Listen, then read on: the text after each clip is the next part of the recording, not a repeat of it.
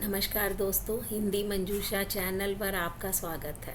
चलते हैं कहानी मंच की। और आज की कहानी जिसका शीर्षक है हम सब हैं उसकी संतान। कहानी शुरू करती हूँ दोस्तों। बहुत समय पहले की बात है।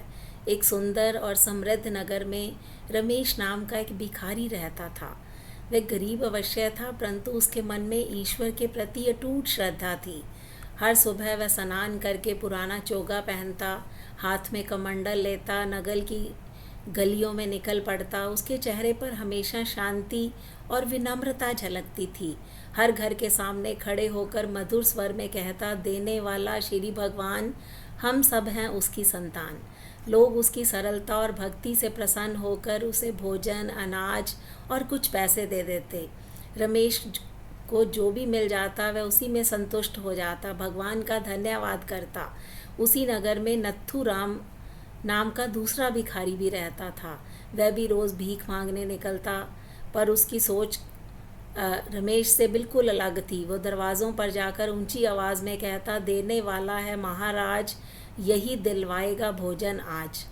नथुराम का मानना था राजा ही सबसे बड़ा दानी और पालन करने वाला है। दोनों मित्र थे, लेकिन उनकी सोच अलग अलग थी। वो प्रतिदिन नगर के राजा के महल में भी भीख मांगने जाते थे। राजा कई दिनों से दोनों की बातें सुन रहा था। वह सोच में पड़ गया कि वास्तव में मनुष्य को सब कुछ कौन देता है, भगवान या राजा।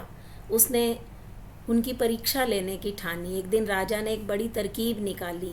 उसने एक बड़ा पका हुआ पपीता मंगवाया, फिर उसका ऊपरी भाग सावधानी से काटकर अंदर सोने के चमचमाते सिक्के भर दिए। उसे पहले जैसा जोड़ दिया ताकि किसी को कोई शक ना हो। उसी समय रमेश महल के द्वार पर पहुंचा। अपनी परिचित आवाज़ लगाई, देने वाला श्री भगवान, हम सब हैं उसकी संतान। राजा ने सामान्य रूप से दाल चावल दिलवाकर विदा कर दिया। थोड़ी देर बाद नत्थू राम भिखारी आया। वह खंजड़ी बजाते हुए बोला, देने वाला है महाराज, यही दिलवाएगा भोजन आज। राजा मुस्कुराया, सोने के सिक्कों से भरा पपीता नत्थू को दे दिया।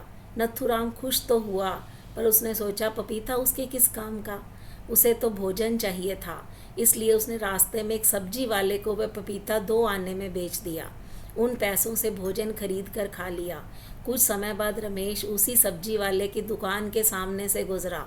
वह हमेशा की तरह भगवान का नाम लेते हुए आगे बढ़ रहा था। सब्जी वाला उसकी मीठी वाणी से प्रभावित था। उसने दया करके वही पपीता रमेश को दे दिया। रमेश खुशी खुशी घर पहुंचा। उसने पपीता काटा तो अंदर चमकते हुए सोने के सिक्के देखकर वो आश्चर्यचकित रह गया। उसके मन में लालच नहीं आया। उसने तुरंत सिक्के समेटे और सब्जी वाले के पास पहुंच गया।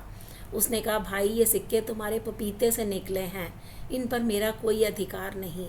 सब्जी वाला भी ईमानदार था। वह बोला, यह पपीता तो मुझे नत्थू राम बेच गया था, इसलिए ये सिक्के उसी के हैं। दोनों नत्थू राम के पास पहुंचे। सिक्के देखकर नत्थू राम भी हैरान रह गया। उसने कहा, यह सिक्के मेरे भी नहीं हैं। यह पपीता तो मुझे महाराज ने दिया था, इसलिए असली मालिक महाराज ही हैं।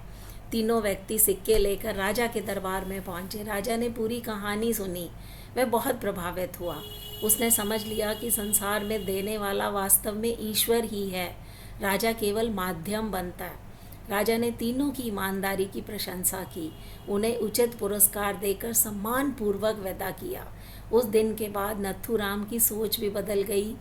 अब वह भी रमेश के साथ गली गली में यही गाने लगा कि देने वाला श्री भगवान, हम सब हैं उसकी संतान। दोस्तों, ये थी कहानी हम सब हैं उसकी संतान।